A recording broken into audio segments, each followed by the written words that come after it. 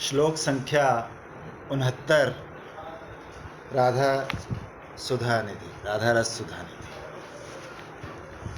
जो जब यौवन के उदय होने पर महालावण्य लीलामय है, प्रगाढ़ आनंद घन श्री कृष्ण की अनुरागमयी मूर्ति को सम्मोहित करने वाली है, जो वृंदावन में निकुंज क्रीड़ा में सुंदर लगती है और गोविंद की तरह ब्रजेंद्र गृहिणी की एकांत प्रीति भाजन है, वही कुमकुम गौरवपूर्ण छवि अपूर्व ज्योतिर्मूर्ति सर्वोत्कर्ष के साथ विराज रही है। सम्मोहिनी श्री राधा। श्रीपाद ने साधक अवस्था में पिछले 2 श्लोकों में श्री राधा रानी की रूप माधुरी और नाम माधुरी का आस्वादन किया है। साधक दशा भी बड़ी मधुर है। व्याकुलता और उत्कंठा से भरे चित्त में ईश्वरी के रूप गुण नाम रस का आस्वादन, जैसे संसारिक जीवों में स्त्री पुत्र आदि के प्रति स्वाभाविक प्रेम भाव होता है, वैसे ही श्री राधा रानी के प्रति श्रीपाद की प्रीति स्वाभाविक है। मुझ जैसे जीव का अभी तक अभीष्ट वस्तु के साथ कोई परिचय नहीं हो पाया। आत्मा की आत्मा राधा रानी है। उनके श्री चरणों को भूलकर अकिंचित कर वस्तुओं में मनोनिवेश किया। आत्मशुद्धि के लिए श्री गुरु चरणों का आश्रय लिया जाता है। वे चिर विस्मृत इष्ट वस्तु को स्मृति पथ पर ले आते हैं। मुझ जैसे जीव में तो गुरु प्रदत्त सिद्ध स्वरूप जागृत भी नहीं हुआ। अपने को राधा किंकरी के रूप में नहीं पहचान पा रहा। किंकरियों के प्राणों का अवलंब है अभीष्ट वस्तु की सुस्पष्ट अनुभूति। साधक के मन में संकल्प जगना चाहिए। उसे विश्व को पराया मानकर अपनी अभीष्ट वस्तु को वक्ष से लगाकर साधक क्षेत्र में अग्रसर होना चाहिए। श्रीपाद के लिए विश्व पक्ष तो शून्य है। उनकी तो बस एक ही रट, कहाँ हो राधा रानी। साधक दशा में दैन्य के उदय होने पर वो रोते रोते एक मधुर लीला की स्फूर्ति प्राप्त करते हैं। श्री कृष्ण के भोजन के लिए बुलाई जाने पर श्री राधा रानी सखियों के साथ नंदीश्वरपुर आई हुई है। दुर्वासा ऋषि के वर से वे अमृत हस्त हैं। तभी पुत्र वत्सला माँ यशोदा ने श्री कृष्ण की कल्याण कामना से उन्हें श्री राधा के हाथों तैयार किया भोजन कराने के लिए श्रीमती को नंदालय में बुलवाया है। श्रीमती नंदीश्वर आकर गुरुजनों की चरण वंदना कर पाकशाला में प्रवेश कर रही हैं और श्रीपाद किंकरी के रूप में छाया की तरह ईश्वरी के साथ हैं। रोहिणी देवी स्नेह विगलित स्वर में बोली कि हे राधे, तुम पाक कार्य में परम सुनिपुणा हो, अतः तुम्हारे मन में जैसा आए उसी प्रकार रसोई करो। सुनकर स्वामिनी लज्जा से सिर झुका लेती है। रोहिणी माँ ने उन्हें बड़े प्यार से चूल्हे के पास शुभ्र वस्त्र से ढकी चौकी पर ले जाकर बिठाया। अगूर, सरल, देवदार आदि पेड़ों की सुगंधित शुष्क लकड़ी से चूल्हा जल रहा है और आगे रखी है रंधन की विविध सामग्री। श्री राधा रंधन करने बैठ गई है। वो कभी तो ये देखती है कि चूल्हे में अग्नि जल रही है कि नहीं, कभी पाक पात्र पकड़ती है, कभी उसे उठाती है, फिर कभी ये देखकर कि रंधन हो गया उसे चूल्हे से उतारती है, कभी छौंक लगाती है, कभी चम्मच चलाती है। इन सब क्रियाओं में उनकी त्रिवली भुजाएं स्कंद घन घन कंपित होते हैं और वस्त्र संचालन से अनिंद सुंदर अंग माधुरी छलक छलक उठती है।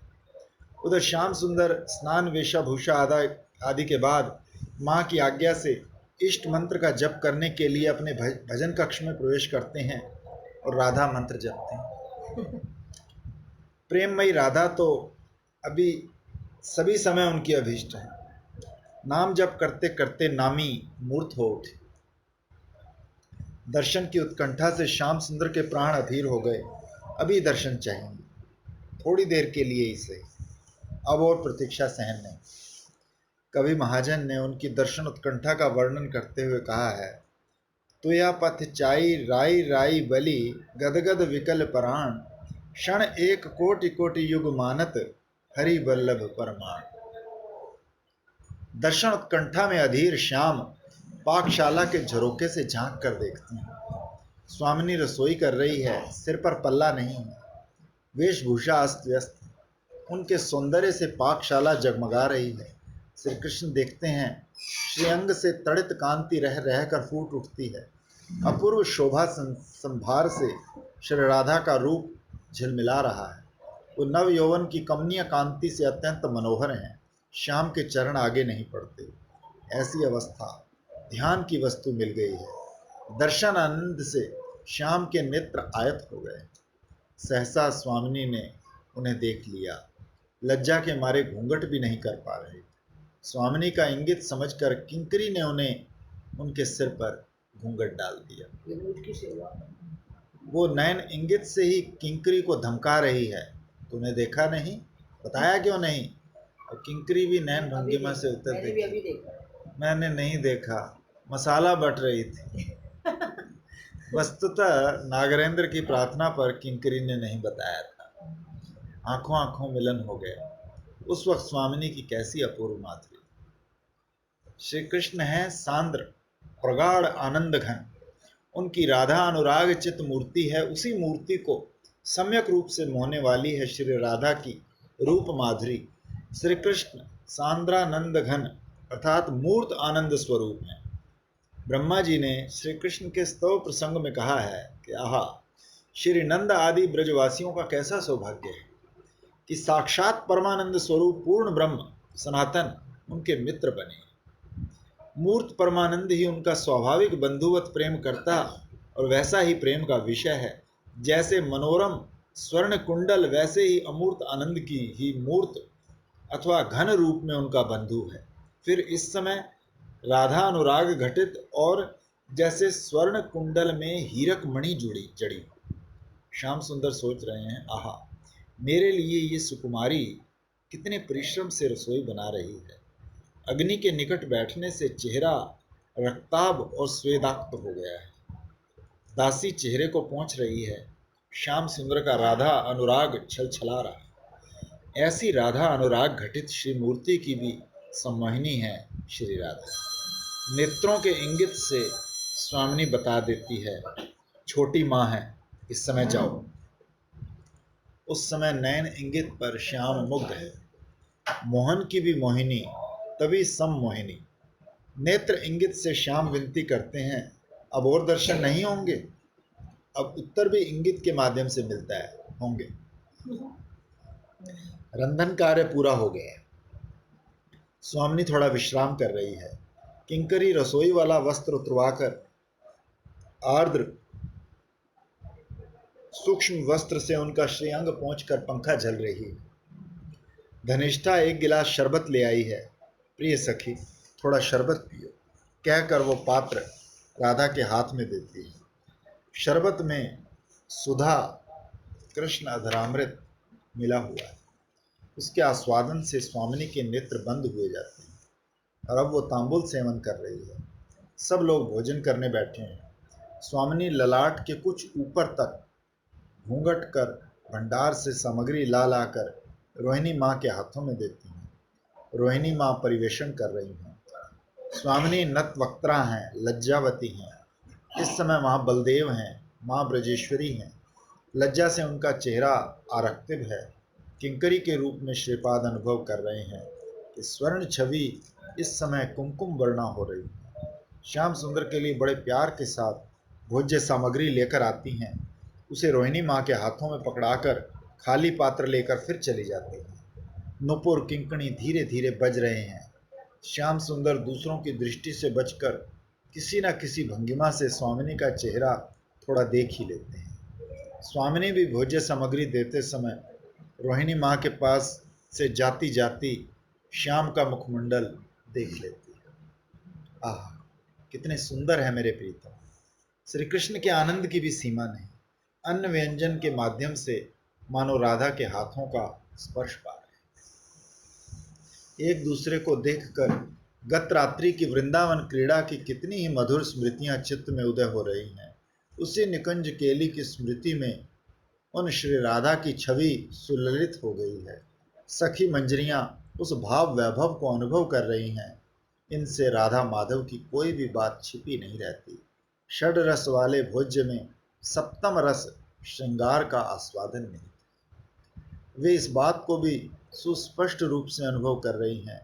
वृंदावन निकुंज केली की स्मृति में श्री राधा की सुललित मूर्ति देखकर श्रीपाद बोले, वृंदारण्य निकुंज केली ललितम। श्री कृष्ण भोजन कर चुके हैं, आचमन कर तांबुल सेवन के पश्चात विश्राम कर रहे हैं। माँ ने अब ध्यान दिया है श्री राधा रानी के भोजन आदि की ओर। वे भोजन कराना चाहती हैं, किंतु स्वामिनी लज्जावती हैं, भोजन करना नहीं चाहती। तब माँ नाना प्रकार की सौगंध खिलाकर उन्हें भोजन कराती है। कितना स्नेह! असंख्य माताओं की तुलना में भी अधिक स्नेहवती। क्यों नहीं खाओगे? मैं क्या तुम्हारी माँ से अलग हूँ? इसे कीर्तिदा का घर समझकर ही तुम स्वच्छंद होकर सखियों के साथ भोजन करो, हंसो, बोलो, लेटो, बैठो। माँ जिस स्नेह के साथ श्री कृष्ण को भोजन कराती है, उसी स्नेह से वो राधा रानी के पास बैठकर उन्हें भी भोजन करा रहे हैं। स्वामिनी श्री कृष्ण अधरामृत के अतिरिक्त और कुछ तो खाती नहीं, सो धनिष्ठा ने गुप्त रूप से भोज्य पदार्थ में मिला दिया। माँ वात्सल्य प्रेम की मूर्ति है, स्नेहवश अपने हाथ से ले लेकर भोजन करा रही है। आचमन कर लिया है। अब उन्हें जावट जाने के लिए व्यग्र देखकर माँ उन्हें वक्ष से लगाकर बड़ा लाड़ करते हुए कहती है, और कहते कहते माँ यशोदा अपने आंसुओं की धार और दूध की धार से श्रीमती को अभिषिक्त कर रही हैं। स्वामिनी माँ के स्नेह रस से सिक्त है। उनके श्रीअंग से स्वर्ण कांति धारा प्रवाहित हो रही है। श्रीपाद किंकरी के रूप में अनुभव कर रहे हैं। स्फूर्ति में विराम आया तो साधक आवेश में कहने लगे, वैसी स्वर्ण ज्योति से संपन्न श्री राधा, जय युक्त।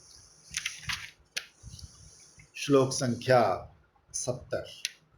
आहा, जो प्रेमानंद रस वारिधि की महाकल्लोल माला से आलुक आकुल होकर चंचल अरुण नयनों की अपांग चारुता के माध्यम से केली कला महोत्सव के विषय में कुछ सोच रही हैं, वही अद्भुत काम वैभवमयी जगन मोहिनी श्री राधा वृंदावन के निकुंज मंदिर में आनंदित है। प्रेमानंद रस की वारिधि श्री राधा श्रीपाद की स्फूर्ति निर्बाध गति से चल रही है। पिछले श्लोक में उन्होंने माता यशोदा का श्रीमती के प्रति स्नेह रस आस्वादन किया था और आस्वादन रस से चित्त डगमगा उठा था। स्फुरण के विराम से चित्त में विक्षेप आ गया है। प्रेम की गति अति विचित्र है। स्फूर्ति में सेवा रस का अबाध आस्वादन रहता है। स्फूर्ति में विराम आया कि उत्कंठा व्याकुलता में प्रार्थना प्रारंभ हो गई। स्मरण और स्फुरण साक्षात प्राप्ति की लालसा को तीव्रतर भाव से जगाए रखते हैं। तब इष्ट की साक्षात सेवा के बिना प्राण धारण करना अति कठिन हो जाता है। रोते रोते उत्कंठापूर्ण होकर प्रार्थना करते हैं। शोभा युक्त गोपियों का मुख कमल मधु अति प्रेम पूर्वक पान करके भी उसे त्याग कर कृष्ण भृंग जिनकी कमनीय देह के उल्लसित परिमल से अत्यधिक आकृष्ट होकर मत्तता हेतु बार बार कुंज पथ पर भ्रमण कर रहा है, वृंदावन की सर्वश्रेष्ठ कल्प लतिका रूपी उन्हीं श्री राधा की मैं कब सेवा करूं।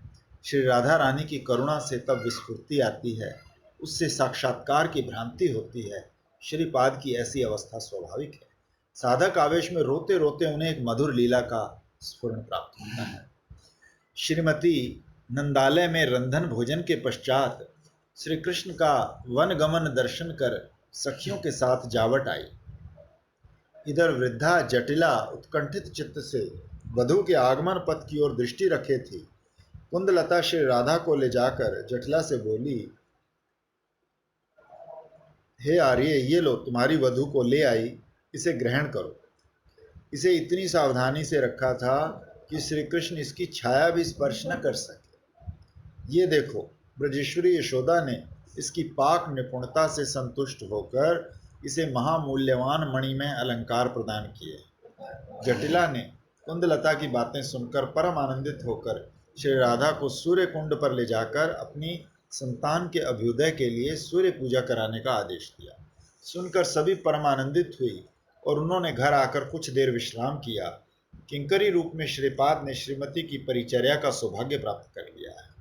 इधर श्री कृष्ण ने वन में प्रवेश कर श्री वृंदावन की नैसर्गिक शोभा देखकर श्री राधा का विपुल उद्दीपन प्राप्त कर अपने राधा विरह विधुर चित्त से उन्हें राधा कुंड पर आकर्षित करने के लिए सुंदर वंशी नाद किया। उसी मोहन वंशी नाद ने वृंदावन के स्थावर जंगम को विमोहित कर वंशीधारी को श्रीमती के निकट मूर्त कर दिया।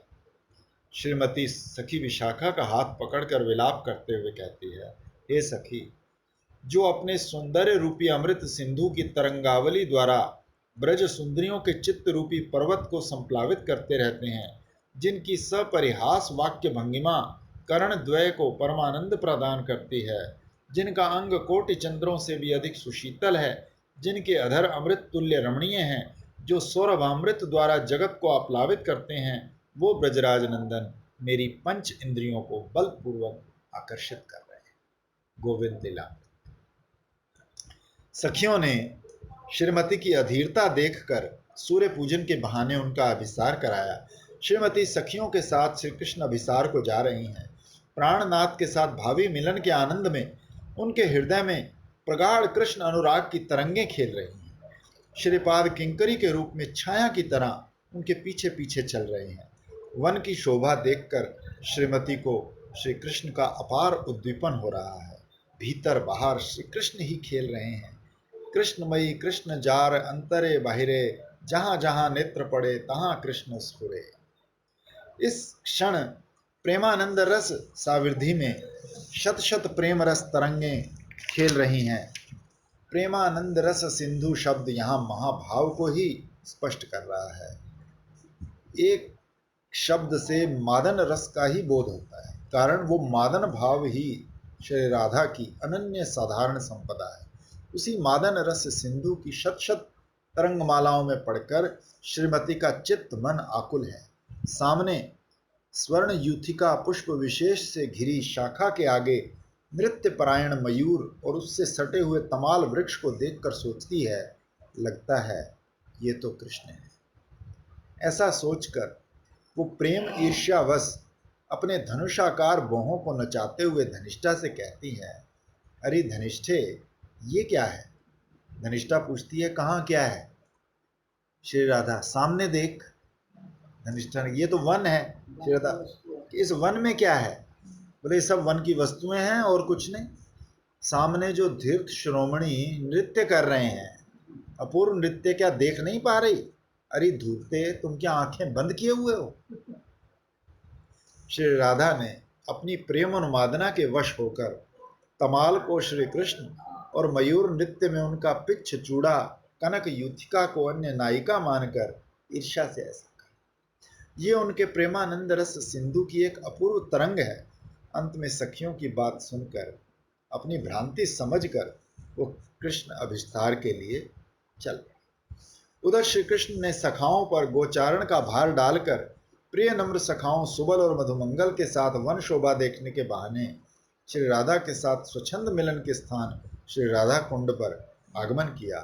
प्रिया जी की तरह प्रीतम भी उनका कुंड देखकर श्री राधा के उद्दीपन से प्रिया जी से मिलने की आकांक्षा में अधीर हो उठे।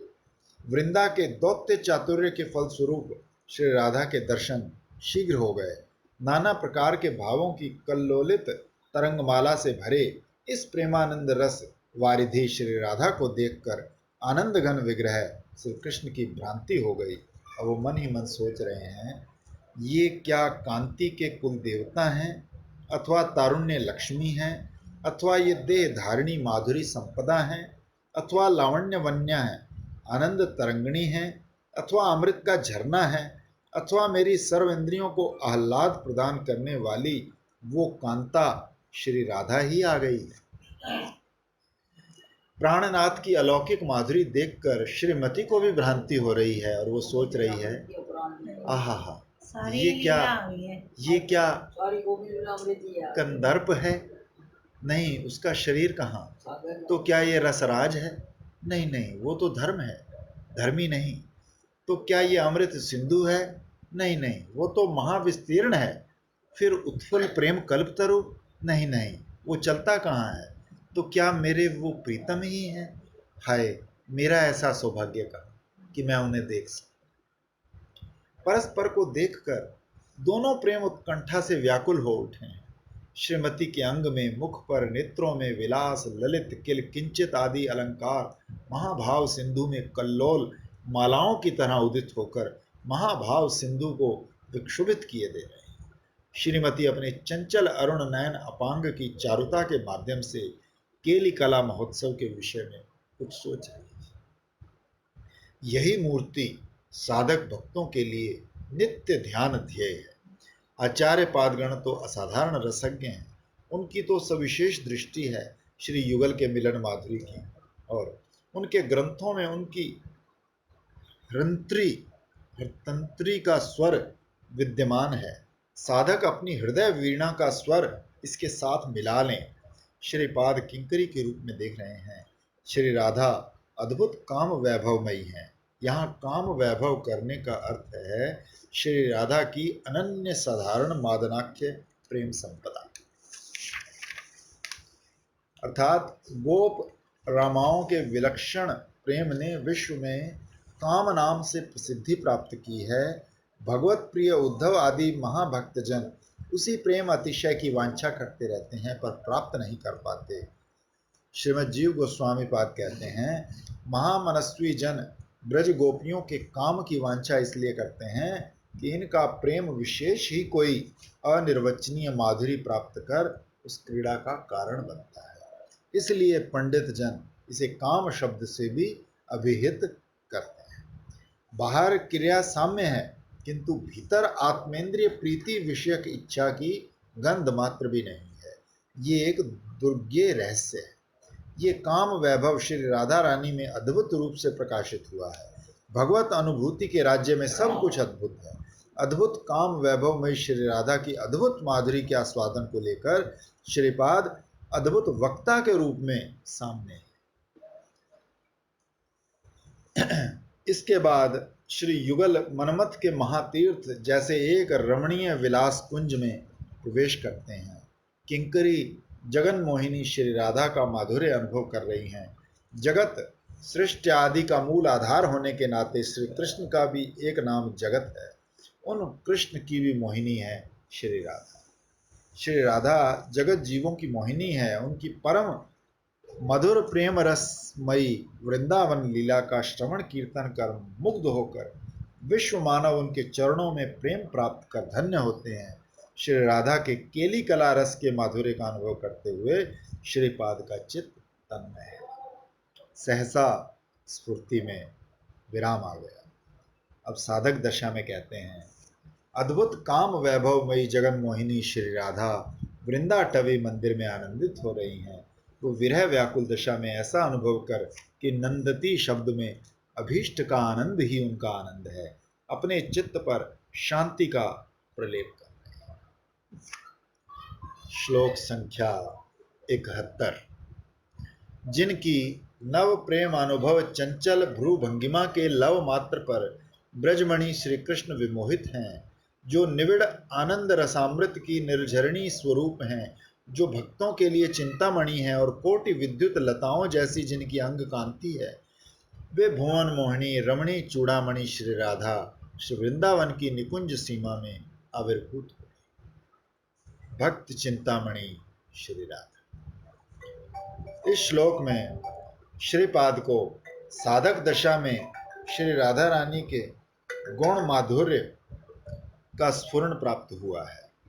हृदय योग्य होता है तो अभीष्ट के रूप गुण आदि स्वतः चित्त में उदित हो जाते हैं। साधक के साधन भक्ति परिमार्जित चित्त में अभीष्ट के गुण माधुर्य का स्फुरण होता है। साधन भक्ति जिस परिमाण में साधक के गुणमय अंतःकरण को गुणातीत बनाती है, उसी परिमाण में रूप गुण आदि की स्फूर्ति होती है। श्री भगवान ने उद्धव जी से कहा है कि जैसे अंजन लगे चक्षु क्रमशः सूक्ष्म वस्तु को देख पाते हैं, वैसे ही मेरी पुण्य गाथा के श्रवण कीर्तन द्वारा शुद्ध हुए चित्त में क्रमशः सूक्ष्म तत्व का स्फुरण होता है। और जैसे मुझ जैसे संसारी जीव संसार को भूलने की चेष्टा करने पर भी उसे भूल नहीं पाते, वैसे ही भगवान की पुण्य गाथा अथवा लीला की कृपा से ऐसी अवस्था आ जाती है कि भगवान को भूलना चाहें तो भी नहीं। श्रीपाद का जीवन में अपने हृदय में तुम्हारा चिंतन करते हैं तो रह नहीं सकते उसके बिना, और करें क्या?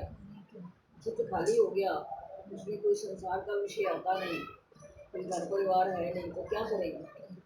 खाली मन तो रह नहीं सकता, मन का स्वभाव है।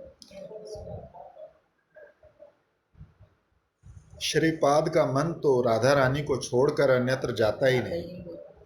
पिछले श्लोक में स्फूर्ति प्राप्त लीला का माधुर्य छवि की तरह उनकी आंखों के आगे तैरने लगता है।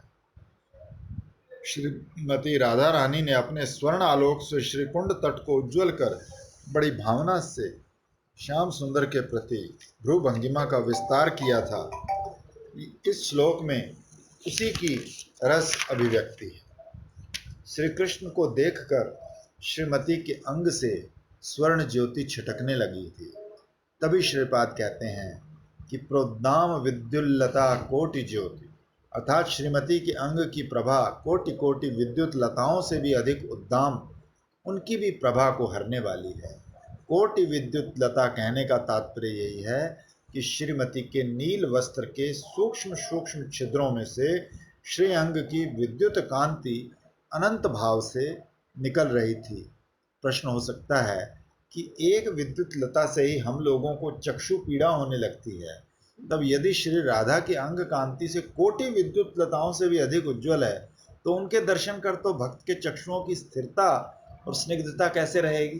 तभी तो एक है ना, मैं सुनाया तुमको कभी, एक भक्त कहने लगा तुम आते ही नहीं, तुम मिलते ही नहीं, तो भगवान ने कहा अच्छा मैं आ रहा हूँ, सावधान। तो उसको थोड़ा सा थोड़ा देखा, तो फिर उसके बाद थोड़े नीचे आए। भगवान ने देखो मैं अब बहुत नजदीक आ रहा हूँ, उसको थोड़ी गर्मी लगी और नजदीक आए, तीसरी आवाज में कहते बस देख लिया। तो एक विद्युलता सहन नहीं होती तो कोटि विद्युलता सहन कैसे होगी? कि जिनके अंग से प्रगाढ़ आनंद रसामृत की अजस्र धारा प्रवाहित होती है, अतः प्राकृत तेजस पदार्थ के विकार विद्युत आलोक से दृष्टि की विकलता भले ही उत्पन्न हो, कोटि विद्युत लताओं से भी अधिक उज्ज्वल श्री राधा की सांद्र आनंद रसामृत बहाने वाली अंग कांति से नेत्रों को शांति मिलती है। दृष्टा के अंतस में इस परम आस्वाद्य अमृतमय ज्योति को देखने के लिए अशेष लालसा जगती है। तब मन में आता है कि श्री कृष्ण के दर्शन आनंद में विभोर श्री राधा को दूर से दिखाते हुए ललिता जी अपनी सखियों से कहती है, अरे सखियों वो देखो, गिरी तट पर श्री राधा ज्येष्ठ मास के प्रखर रौद्र में अग्नि जैसी उत्तप्त एवं तलवार सी पैनी सूर्यकांत मणियों के ऊपर इस प्रकार खड़ी होकर मानो कमल शैया हो बड़े सुख से श्री कृष्ण का दर्शन कर रहे हैं। इस श्लोक की आनंद चंद्रिका टीका में श्री विश्वनाथ चक्रवर्ती पाद ने जो लिखा है उसका मर्म यह है कि श्री राधा रानी श्री कृष्ण दर्शन के आनंद में विभोर होकर तीक्ष्ण और उत्तप्त सूर्यकांत मणि पर खड़ी होकर भी कोई पीड़ा अनुभव नहीं कर रही। सोता हुआ व्यक्ति नींद में मच्छर के काटने की पीड़ा भले ही अनुभव ना करे, निद्रा भंग होने पर शरीर पर उसका चिन्ह अवश्य दिखता है। इसी प्रकार सोता हुआ व्यक्ति नींद में मच्छर के काटे जाने पर पीड़ा भले ही अनुभव ना करे, परंतु निद्रा भंग होने पर शरीर पर उसका चिन्ह अवश्य दिखता है। उसी प्रकार श्री कृष्ण दर्शन आनंद में विभोर श्री राधा इस समय भले ही पीड़ा अनुभव ना करे, पर बाद में सखियों को उनके पग तल में जलने का चिन्ह अवश्य ही दिखाई देता है। किंतु वो भी दिखाई नहीं दिया। कारण ये है कि श्रीमती का अंग तूल पिंड की तरह अत्यंत हल्का है। जैसे तीक्ष्ण तलवार के निकट तूल पिंड का कोई पराभव देखने में नहीं आता, वैसे ही श्रीमती के चरणों में कोई क्षत चिन्ह दिखाई नहीं देता। अब प्रश्न संभव है कि तलवार के आगे तूल पिंड का कोई पराभव ना सही, अग्नि के निकट तो उसका पराभव होता है। पिंड क्या? जैसे रुई का टुकड़ा हो गया, उसको तलवार के ऊपर रख दो, क्या फर्क पड़ा? कहते वो तो ना हो, पर अग्नि के निकट तो उसका पराभव होता है। तो सूर्यकांत मणियां तो अग्निवत तप्त है, फिर श्री राधा के चरणों में दग्ध चिन्ह क्यों दिखाई नहीं देता? इसके उत्तर में बताते हैं कि श्रीमती कोटि चंद्रमाओं से भी अधिक सुशीतल है। उनके श्रीअंग से सांद्र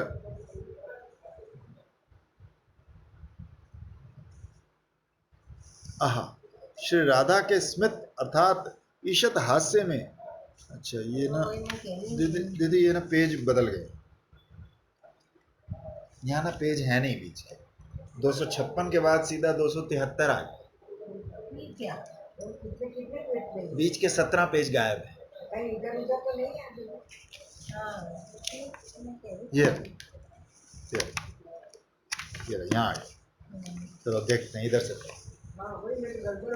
उनके श्रीअंग से सांद्र आनंद रस अमृत अजस्र धार बनकर निकलता रहता है। उसके शीतलता गुण से उत्तप्त सूर्यकांत मणियां भी सुशीतल हो जाती हैं। तभी वो इंदिवर शैया की भांति सुखद लगती हैं। तभी तो श्री कृष्ण दर्शन आनंद में विभोर श्री राधा की कोटि विद्युत लता जैसी अंग कांति सांद्र आनंद अमृत रस धार में सिंचित होकर दर्शकों के मन प्राण सुशीतल कर देती। फिर श्रील गोस्वामी पादों ने प्रेम और आनंद का समान अधिकरण वर्णन किया है। सांद्र चिन्मय आनंद ही प्रेम है। श्री कृष्ण राधा रानी से कहते हैं, हे खंजन नयने, वृंदावन में ऐसी बहुत सी सुनैना हैं जिनकी अपांग भंगिमा सदा घूम घूम कर विविध प्रकार से प्रकाश करती रहती हैं। फिर भी जैसे आकाश तारक समूह से घिरे चंद्रमा के होते हुए भी ज्येष्ठ मास के खर्तव रवि की किरणों के बिना पूरा प्रकाश प्राप्त नहीं करता, वैसे ही तुम्हारे बिना मेरा हृदय आकाश प्रकाशित नहीं है।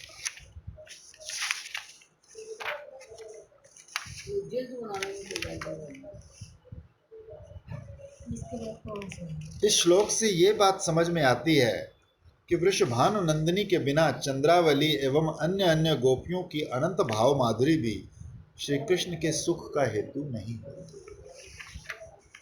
फिर श्रीमती भक्त एक चिंतामणि है, भक्त के भावों में सदा खेलती रहती है। इस राग साधना में स्मरण अथवा भाव की ही प्रधानता है।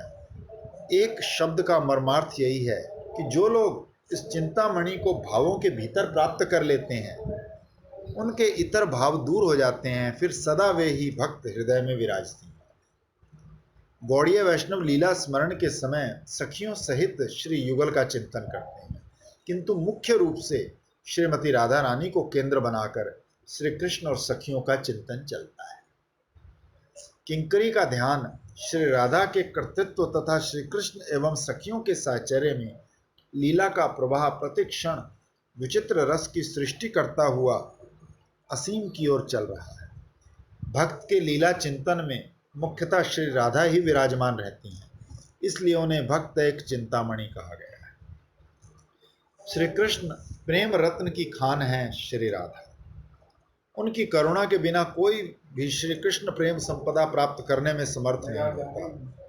अब प्रश्न, श्री कृष्ण प्रेम की जन्मभूमि क्या है? एकमात्र श्री राधिका। जैसे चिंतामणि विचार मात्र से ही आश्रित जन को चिंतनीय संपदा प्रदान करती है, वैसे ही श्री राधा के चिंतन मात्र से ही कृष्ण भक्त को प्रेम सिद्धि हो जाती है। वे अनिर्वचनीय रमणी चूड़ामणि श्री राधा निकुंज सेवा में आविर्भूत हो रही हैं। श्री राधा को अनिर्वचनीय रमणी चूड़ामणि कहने का तात्पर्य ये है कि जिनका नाम कृष्ण सुनते ही स्त्रियों का मन आकर्षित होता है, श्री राधा की भ्रू भंगिमा के लव मात्र पर भी वो विमोहित हो जाती हैं।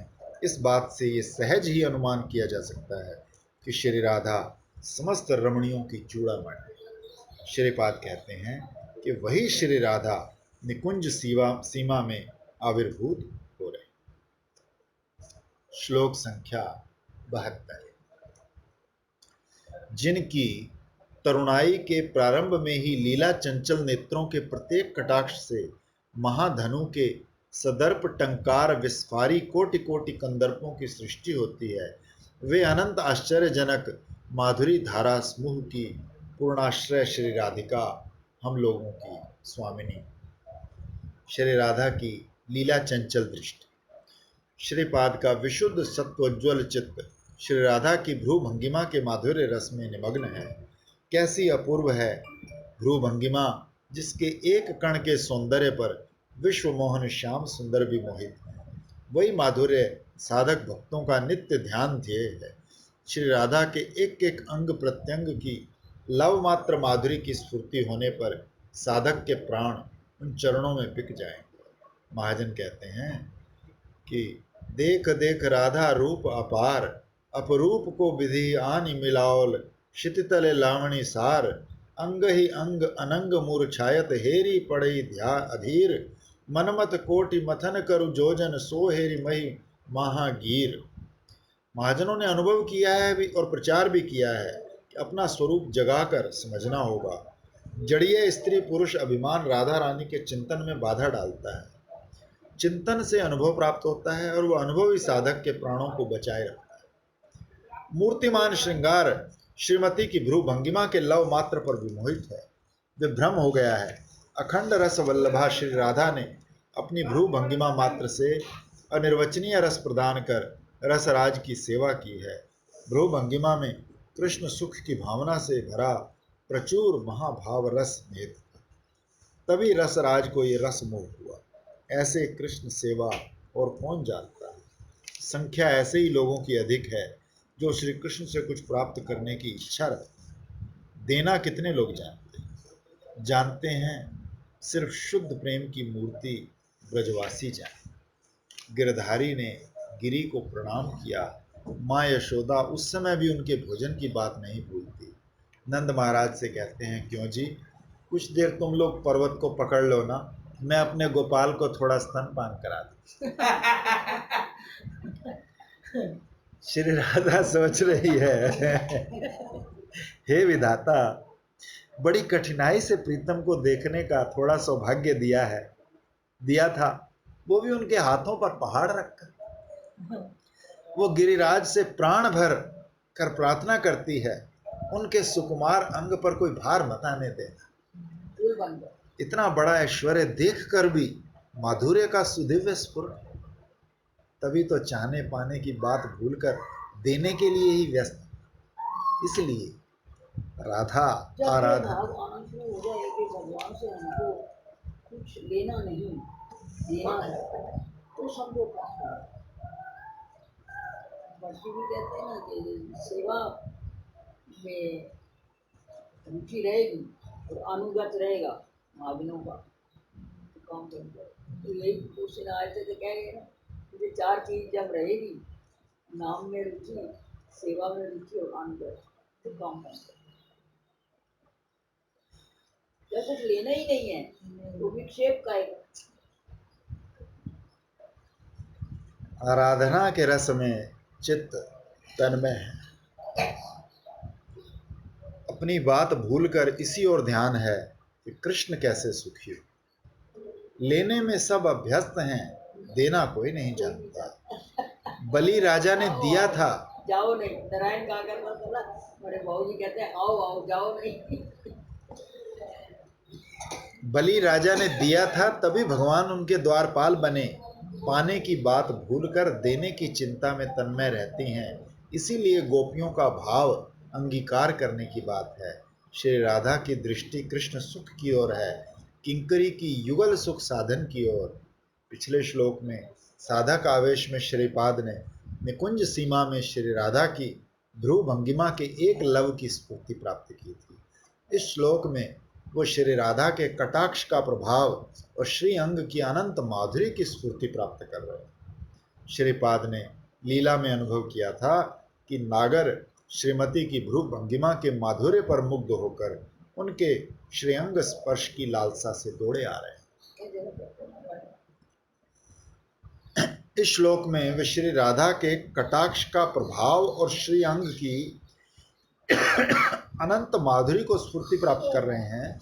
श्रीपाद ने लीला में अनुभव किया था कि नागर श्रीमती की भ्रू भंगिमा के माधुर्य पर मुग्ध होकर उनके श्रीअंग स्पर्श की लालसा से दौड़े आ रहे हैं। श्रीमती ने नागर की ओर एक अपांग मोक्षण अथवा एक सरस कटाक्षपात किया है। हर्षवश, गर्व, अभिलाष, रोदन, ईशत हास्य, असूया, भय और क्रोध, इन सब भावों के एक साथ उदय होने को किलकिंचित भाव कहा गया है। श्रीमती के एक एक कटाक्ष से मानो कोटि कोटि दर्पित मदनों कामदेवों के महाकोदंड धनुष विस्फारित हो रहे। अप्राकृत नवीन मदन पर अखंड रस वल्लभा श्री राधा के मादन रस रंजित कटाक्षों का ऐसा ही प्रभाव है।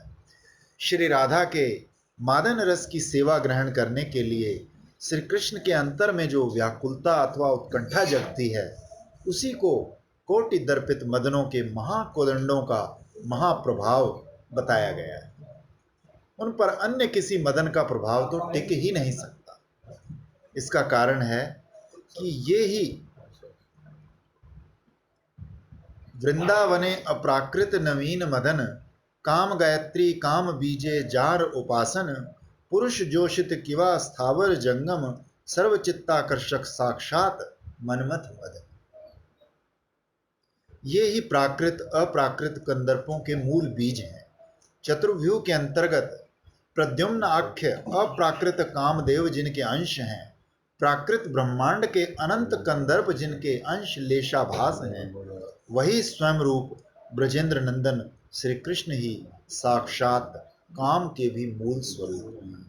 आगम आदि शास्त्रों में काम बीज काम गायत्री द्वारा उनकी उपासना विहित हुई है।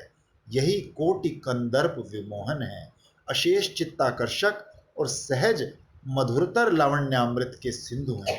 महाभाव के माध्यम से ही इनका माधुर्य अनुभव किया जाता है। श्री वृंदावन में ये ही मदन गोपाल रूप से नित्य विहार कर रहे हैं। मदन गोपाल नित्य विहार कर रहा है, साथ में लाग लपेट भी ले आता है। फिर वय संधि काल में ही जिनकी अनंत चमत्कार पूर्ण महामाधुरी धारा प्रवाहित होती है। माधुरी और माधुर्य एक पर्यायवाची शब्द है।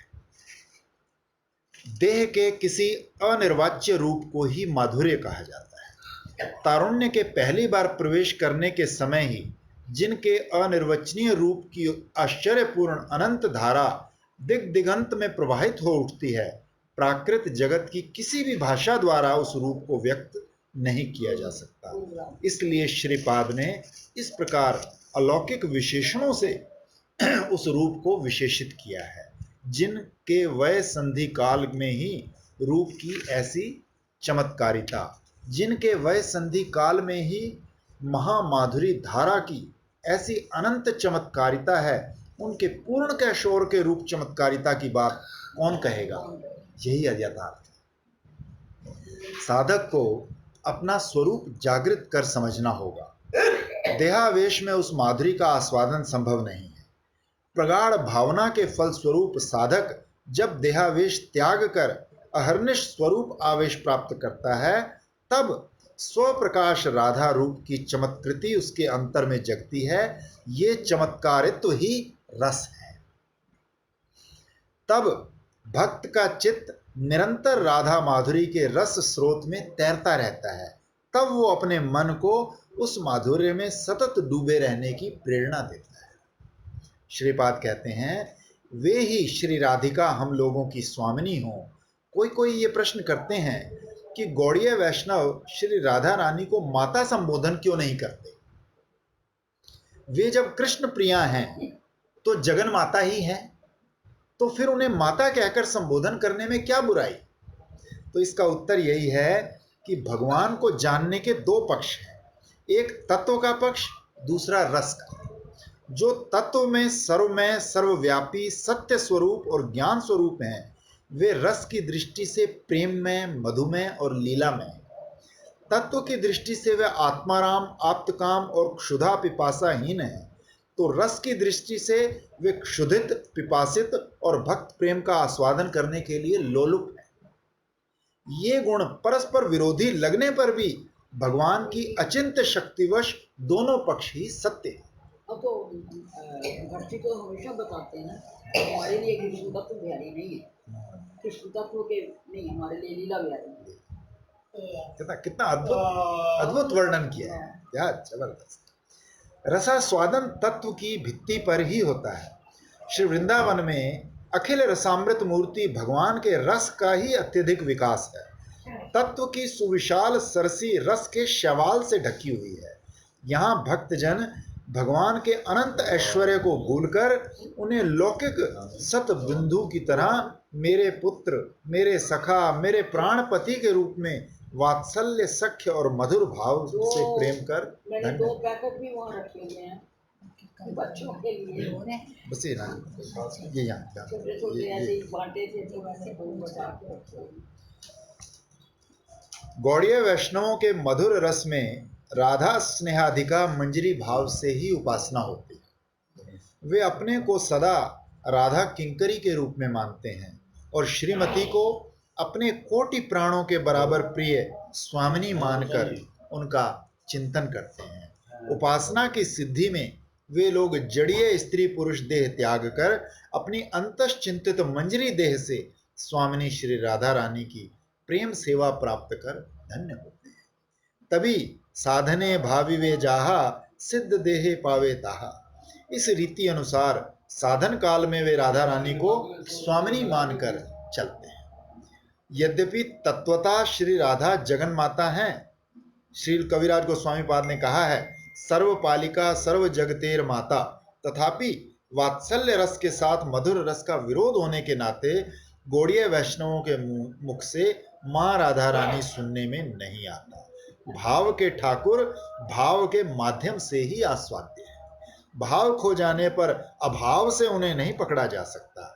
श्रीपाद ने समस्त विश्व के साधकों पर कृपा कर सबको अपना बनाकर गौर पार्षदोचित करुणा से विगलित होकर कहा, वे ही श्री राधिका हम लोगों की स्वामिनी। एक वो आती थी ना गोपाल लेके, गोपाल की माँ इसको नहीं मालूम मामा, वो कुटिया में रहती है, गोपाल की माँ कुटिया में रहती है। चॉकलेट तुमने तो उसको लेके आया मेरा पैसा खराब कर दिया।